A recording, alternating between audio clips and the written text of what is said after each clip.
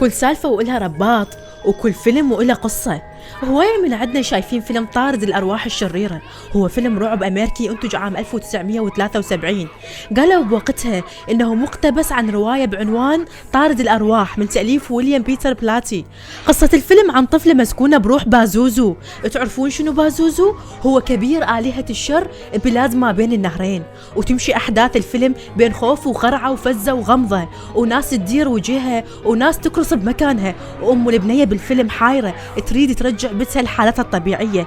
الفيلم صور أجزاء من عنده بأطراف الموصل. الغريب بالفيلم إنه بازوزو أو الشيطان اللي تلبس بالبنية معروف بحضارتنا إنه يركب الريح الساخنة الجاية من الصحراء. هسه تقولون إحنا شنو دخلنا بهالفيلم؟ أقول لكم أكو فيلم رعب مر على أهلنا بنفس المكان، هم بالموصل وهم حقق هواية إيرادات، بس مو فلوس، أرواح وأشخاص نحبهم. الروح الشريرة اللي جتي على أهلنا بالموصل هم روح بازوزو، هم جتي من الصحراء، أرعبتنا وخوفتنا، وهسه راح نخلص منها.